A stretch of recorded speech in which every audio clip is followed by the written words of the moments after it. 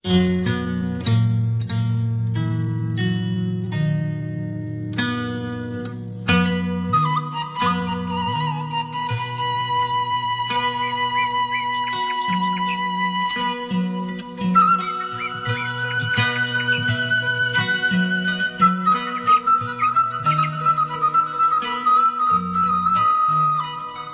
dalam perjalanan sejarah Sunda pada zaman dahulu, saat hendak memilih seorang pemimpin haruslah melewati syarat-syarat mutlak yang dilalui. Dikarenakan hakikat dari seorang pemimpin Sunda tersebut bukan hanya saja mewakili masyarakat Sunda pada waktu itu, ataupun mewakili pemimpin utama Sunda yang bergelar Puhu ataupun, akan tetapi pemimpin tersebut sekaligus mewakili Tuhan Sang Maha Pencipta. Adapun gelar pemimpin laki-laki pada zaman dahulu dengan sebutan Eyang, sementara gelar pemimpin perempuan dengan sebutan Biang. Adapun syarat tersebut terdiri dari 3 bagian utama. Syarat yang pertama yaitu syarat galang, yang artinya menjaga. Kemudian syarat yang kedua yaitu syarat galing, yang artinya kepribadian. Serta syarat yang ketiga yaitu syarat galung, yang artinya pengetahuan atau ilmu. Adapun makna dari syarat galang sendiri terdiri dari 6 bagian. Bagian yang pertama dari syarat galang, yaitu seorang pemimpin harus dapat menjaga kerukunan di antara sesama masyarakat Sunda. Itu semua agar tetap terjaganya jiwa yang ramah serta jiwa yang selalu mengalah. Bagian yang kedua dari syarat galang, yaitu seorang pemimpin harus saling menghormati serta saling menghargai dengan pemimpin lain yang ada di tanah Pasundan. Itu semua agar senantiasa terjaganya kerukunan serta terhindarnya dari perpecahan. Bagian yang ketiga dari syarat galang, yaitu seorang pemimpin harus setia serta mengabdi kepada pemimpin tertinggi yang berada di tanah Pasundan. Itu semua agar tidak terjadi perampasan kekuasaan.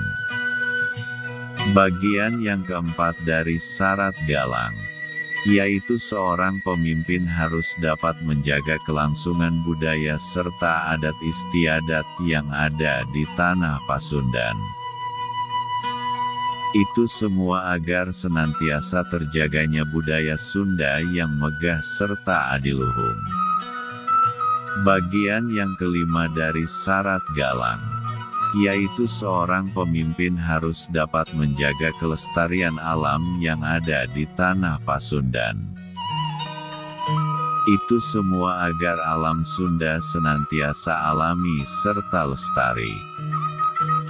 Dan bagian yang keenam atau bagian terakhir dari syarat galang, yaitu seorang pemimpin harus menjaga kepercayaan masyarakat Sunda kepada Tuhan Sang Maha Tunggal. Itu semua agar makna syukur kepada Tuhan senantiasa terjaga.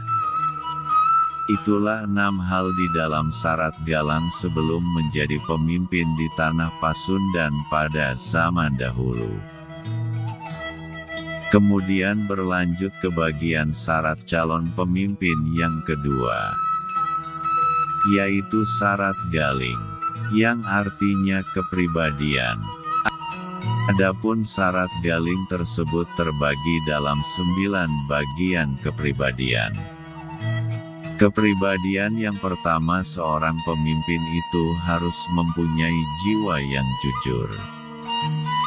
Kepribadian yang kedua, seorang pemimpin itu harus mempunyai jiwa yang tulus. Kepribadian yang ketiga, seorang pemimpin itu harus mempunyai jiwa yang melayani. Kepribadian yang keempat, seorang pemimpin itu harus mempunyai jiwa pemberani. Kepribadian yang kelima, seorang pemimpin itu harus mempunyai jiwa yang adil. Kepribadian yang keenam, seorang pemimpin itu harus mempunyai jiwa yang bersahaja. Kepribadian yang ketujuh, seorang pemimpin itu harus mempunyai jiwa yang bermanfaat. Kepribadian yang kedelapan, seorang pemimpin itu harus mempunyai jiwa mengayomi. Serta kepribadian yang kesembilan, seorang pemimpin itu harus mempunyai jiwa yang pintar. Itulah 9 kepribadian jiwa di dalam syarat Galing. Dan syarat yang terakhir atau syarat yang ketiga calon pemimpin Sunda yaitu syarat Galung. Yang artinya pengetahuan atau ilmu. Di mana syarat Galung tersebut terbagi dalam 9 bagian. Bagian yang pertama dari syarat Galung, yaitu seorang pemimpin harus memiliki ilmu sagulung. Yang artinya mempunyai ilmu keyakinan yang tinggi kepada Tuhan yang Maha Tunggal. Kemudian bagian yang kedua dari syarat Galung, yaitu seorang pemimpin harus memiliki ilmu sadurung winara. Yang artinya mengetahui segala sesuatu yang akan terjadi. Bagian yang ketiga yaitu seorang pemimpin harus memiliki ilmu saucap nyata. Yang artinya ucapannya selalu terbukti. Bagian yang keempat yaitu seorang pemimpin harus memiliki ilmu nutup buni di nucaang. Yang artinya seorang pemimpin tersebut dapat menutupi dirinya atau ilmunya walau berada di tempat terang. Yang bermakna tidak memperlihatkan ilmu yang dimilikinya. Bagian yang kelima yaitu seorang pemimpin harus memiliki ilmu manjing. Yang artinya mempunyai guru sejati. Yaitu guru yang ada di dalam dirinya sendiri.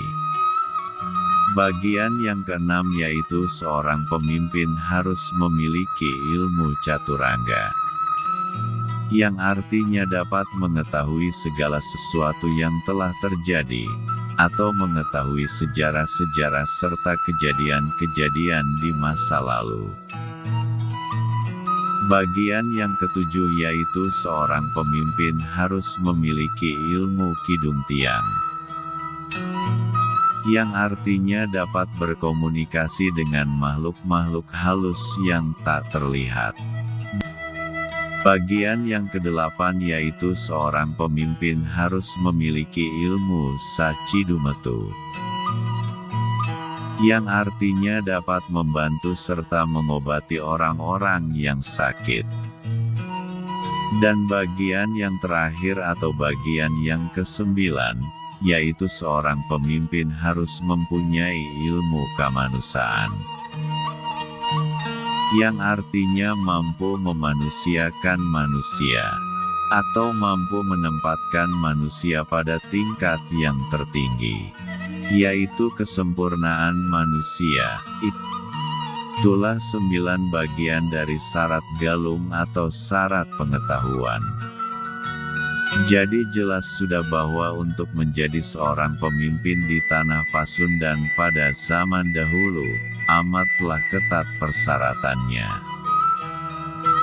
Itu semua agar kelangsungan hidup di tanah Sunda sendiri agar tetap lestari serta abadi.